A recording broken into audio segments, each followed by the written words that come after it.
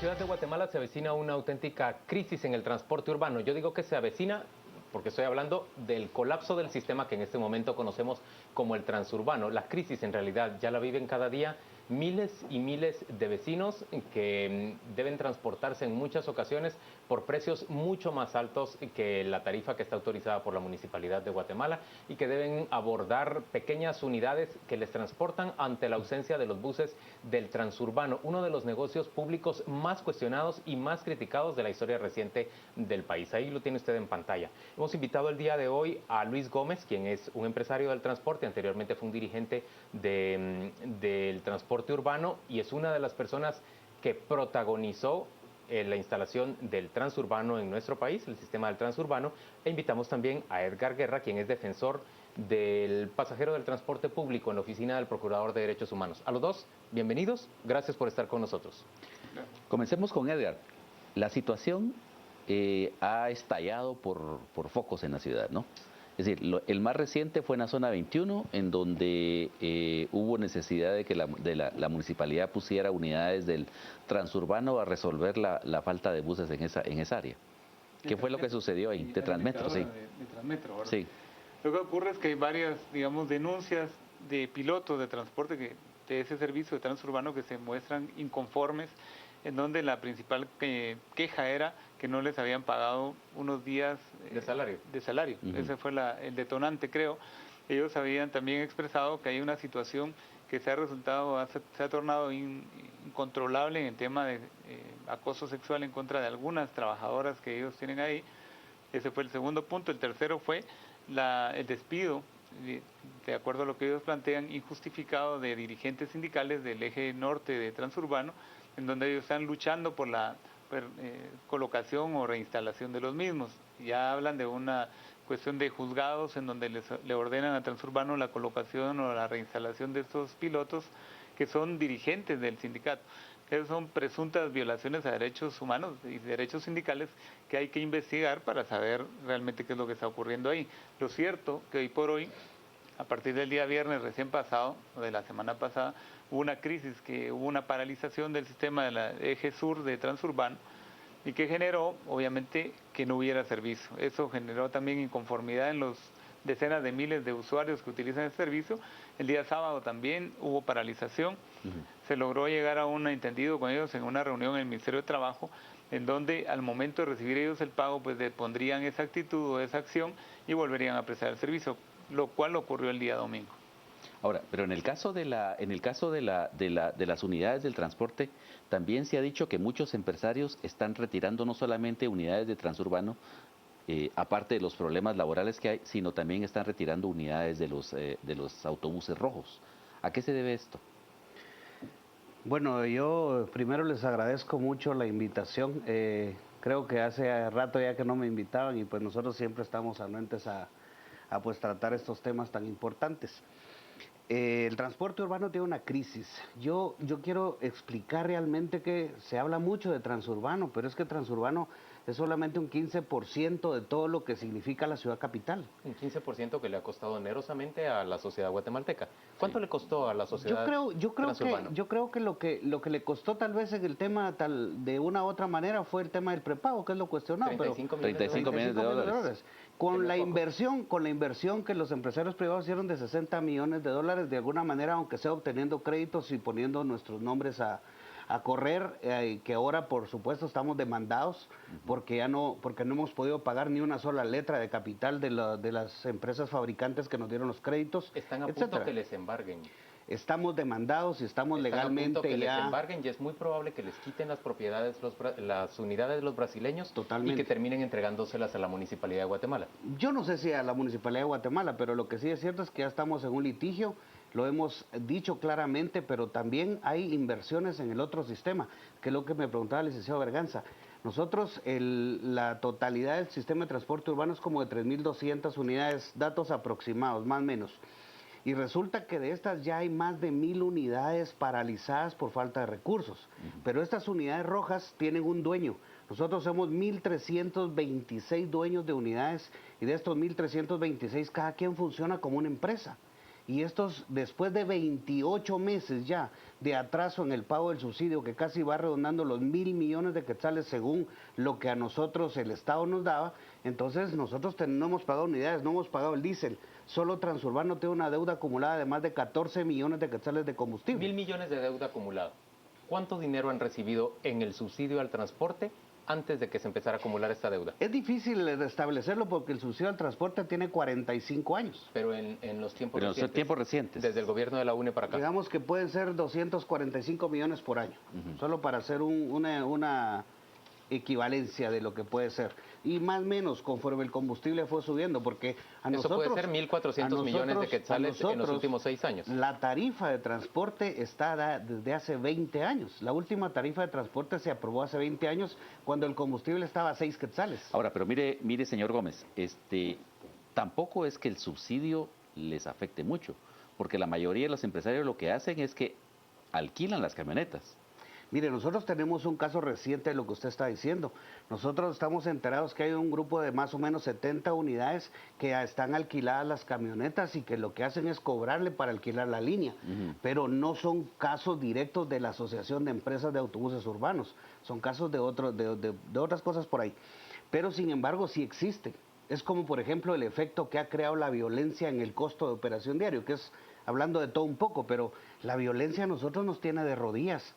Se pagan cantidades millonarias cada año de los mismos costos. Luis, pero a usted se le señala de ser un hombre que ha acumulado fortuna gracias al subsidio, precisamente, subsidio del transporte urbano. Lo que pasa es que y cuando se dice también que usted ha financiado buena parte de la campaña electoral del partido líder gracias a la acumulación de ese capital. Mire, yo creo que de todas las cosas que se dicen habría que demostrarlo, porque yo, el partido líder, lo único que conozco es a sus dirigentes porque soy amigo personal de ellos desde que éramos niños. La semana pasada estaba fotografiado junto a Manuel Baldizón saliendo de una tienda donde se venden relojes Rolex. Así es. Él fue a comprar su pulsera. Aprovecho para aclarar lo que una pulsera es lo que fue a buscar ahí.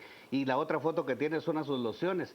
Pero de pura casualidad nos juntamos y nos pusimos a platicar. Y a mí no me... ¿Con cuánto financió usted la campaña electoral Yo de no líder? financié, no tengo la capacidad económica de financiar, ni tampoco mis empresas, a toda prueba.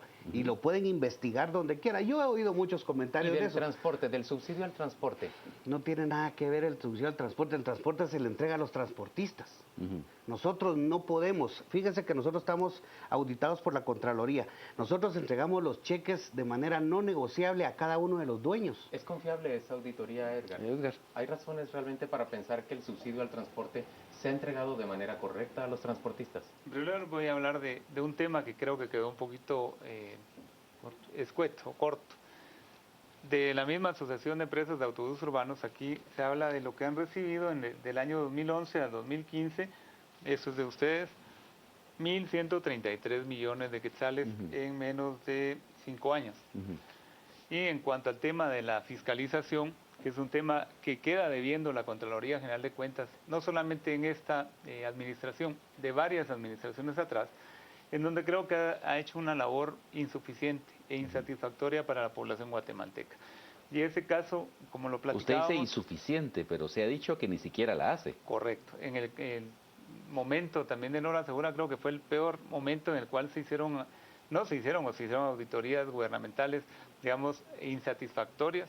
También Carlos Mencos, el actual Contralor General de Cuentas, ha hecho insuficiente su labor desde el punto de vista de la sociedad, y lo enfoco como la institución del Procurador de los Derechos Humanos, que tiene como el cargo de conciencia de decir lo que realmente está pasando. ¿Y usted cómo califica el uso que se le ha dado a esos 1.115 millones de quetzales en 5 años? ¿Usted cree que ha sido un uso razonable para el pasajero del transporte urbano guatemalteco? No, y ahí voy a sacar un pronunciamiento del Procurador de los Derechos Humanos, Jorge León Duque, en donde habla de que el modelo de subsidio o de la entrega del subsidio es cuestionable y falto de transparencia, en cuanto que genera zozobra permanente por las constantes amenazas de los transportistas acerca de paralizar ese servicio, de no hacerse efectivos los pagos. O sea, palabra del procurador, en donde también insta a instituciones como el Ministerio de Comunicaciones, Infraestructura y Vivienda a realizar una mejor fiscalización, una mejor administración del subsidio, toda vez que ellos discrecionalmente en algún momento de la historia, usted lo sabe, Luis Gómez,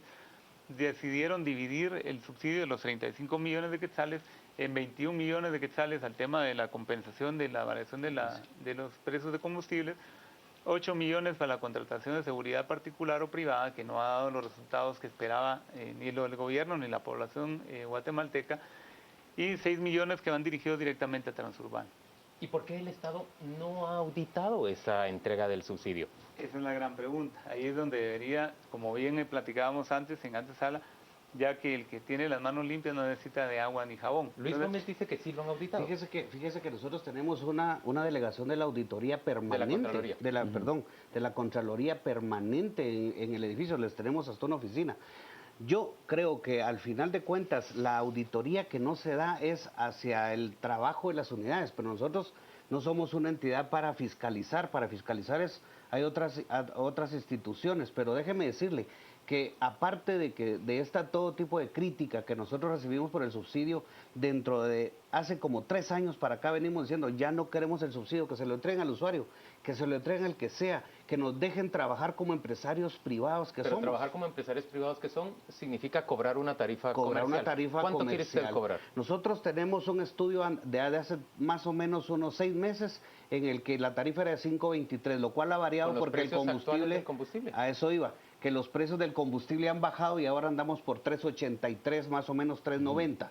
Entonces, nosotros sabemos que después de 20 años de tener los buses rojos, que preguntaba el licenciado Berganza, tienen más de 25 a 30 años de operación. Y el sueño del transportista era cambiar esto por buses nuevos. Y ahora lo que nos metimos fue una gran deuda. Luis, ¿por qué si durante 28 meses, me ha dicho usted hace unos minutos, no les han entregado apropiadamente el subsidio, han podido seguir operando cobrando la tarifa actual? Es que ahí es donde viene el problema, Juan Luis, cuando tenemos más de 1.000 unidades paralizadas, que era también una pregunta. Nosotros no solo es Transurbano, Transurbano solo es la punta del iceberg, pero esto va a colapsar porque las unidades todos los días son menos en circulación. Ya el empresario no tiene la capacidad para sacar a trabajar sus unidades. Hay unidades tiradas por motor. Vinculados a esas flotillas de pequeños vehículos que pasan recogiendo a los pasajeros ante la ausencia de buses grandes como porque los de me decían que la zona 21 informal. Y les cobran así, pero ustedes no están vinculados, no animan ustedes esa economía informal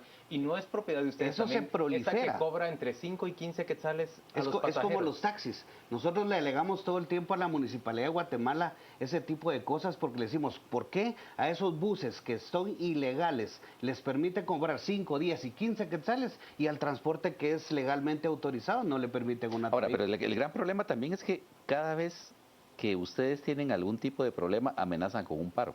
No, nosotros no estamos amenazando ahora con un paro. Nosotros fíjese que hubo mucha conciencia de parte de la gente porque los 6 meses que se daban en el año 2012, 13, 14 y se pagó la mitad del año. Entonces lo iban dando poco a poco y al final con los 6 meses, con los alicientes que venían, pues se podía seguir operando. En el año 2015 solo entregaron un mes, el mes de enero, y ahorita ya tenemos ya sobre el mes 11, 10 meses de atraso. Entonces, pero hubo una asamblea general, yo recuerdo en el mes de mayo, junio, donde ya empezaron los problemas y como siempre nos malinterpretan porque terminamos siendo el chompipe de la fiesta, como pasó en las elecciones que decían que no salíamos a operar o que no estábamos operando.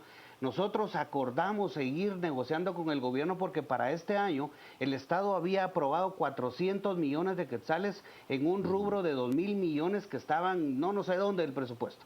Pero teníamos la esperanza, nos reuníamos con el presidente para exigirle que nos dieran el espacio presupuestario. Hay hasta un renglón en... ¿Con quién negocian ustedes? ¿Con el ministro Sinibaldi?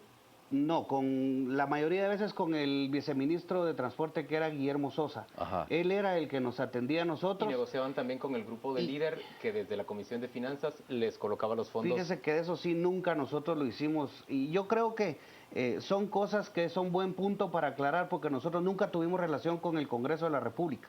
Nosotros creemos... ¿Nunca cabildearon a favor de que les asignaran más fondos en el subsidio? Nosotros nunca hicimos eso. Y fíjese que hay algo... A pesar de su cercanísima relación con Manuel Valdizón, me dice usted que nunca hicieron eso. Es que lo que pasa es que esos favores salen caros. Y yo no soy el dueño del transporte urbano. Le salen caros al ciudadano. Políticamente. Le salen caros, salen caros al contribuyente. Políticamente, porque después usted se compromete. Y nosotros nunca tuvimos una relación de negocios con ellos. Siempre tuvimos una relación de amistad. Y es lo que se mantiene hasta la fecha. No es la que se está manifestando en este momento en que colapsa el subsidio y muy probablemente ustedes van a tener que entregar sus negocios en el corto plazo.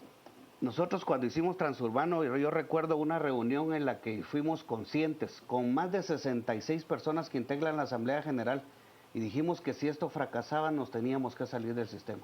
Y créame que es mejor ya no seguirse endeudando y salirse del sistema. No estamos amenazando con un paro. Los buses se están parando solos. La semana pasada no teníamos para pagar salarios.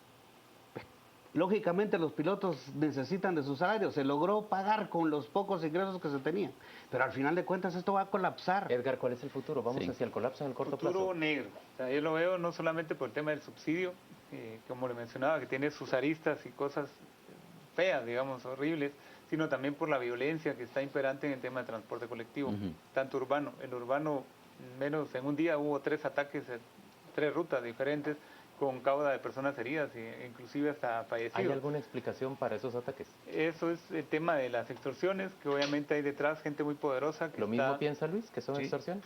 Totalmente. Y esto está sumando todavía a una precipitación aún del tema del servicio de transporte, no solamente transurbano, sino también de los buses rojos, que también en algo estamos de acuerdo. Hay autobuses pero también hay un tema que ustedes no han abordado, y es la responsabilidad dentro del gobierno.